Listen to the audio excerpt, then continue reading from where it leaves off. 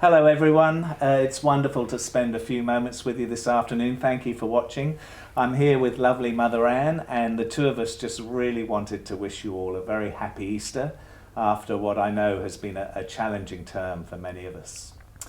I don't know what your memories of Easter are, but I certainly remember growing up in England and having the treasure hunt every Easter morning. We would wake up at 4 a.m. or something and get huddled back to bed. But I have very happy memories of the whole Easter weekend. You'll be aware it is a really important time in the church calendar, and I think both Anne and I will be talking a little bit about that later. We will keep this video brief. But Anne, what are your memories as a child of Easter? Wow, mostly we would go up to my grandparents' farm, Right. and I can remember waking up. We didn't go to church in those days, it was too far to get to the church, but we'd get up and go down to breakfast rather, and there'd be a little egg cup with an egg in it, with a face on it, and usually an Easter bunny right beside it, and it was just that beautiful thing of, hello everyone, happy Easter, and just having a special time. Wasn't always too sure what it was about until I was a tiny bit older, and I think then going into the church for me, it was about going in the darkness before sunrise and standing with candles in a darkened church and having somebody bring in the light, just that one light into the darkness, and everybody's candles being lit. And I remember I must have been at that stage probably about 9 or 10 thinking, wow, there's something significant about this. And I think it was really a vivid memory of that light in the darkness that came through, yeah. Well, I think for me it's similar as well. For me, Easter is a chance for us to reset, to reboot, if you like. I always find the Friday before Easter a particularly moving time. And it's like all the ills of the year, all those times I didn't reach out to someone who needed my help or made a poor decision, all the things I've done that I feel unhappy about, they all seem to come together on Good Friday, and then the image of the cross and the crucifixion, it's like they're all taken into this darkness, as you say, and it's always quite a somber time for me, and yet even in the midst of the darkness there is the promise of Easter Sunday and the resurrection. So even though you're putting all those things together and thinking how I can do better next year or after Easter, there's always that little glimmer of light that the resurrection is coming.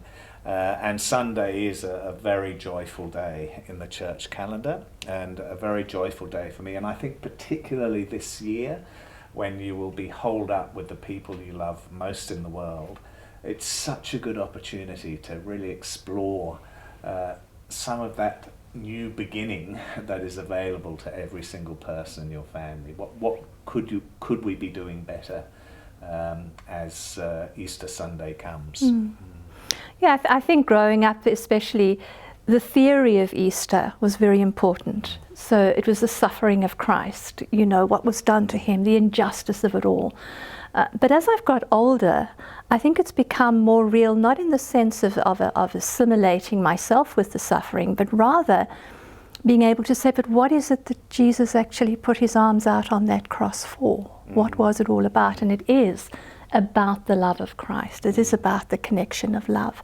And I think for me, what has made Easter so much more important now is that there is this terrible injustice, this terrible death, the weight of the world. And when I was young, I was told it's your sins that put him there, you know.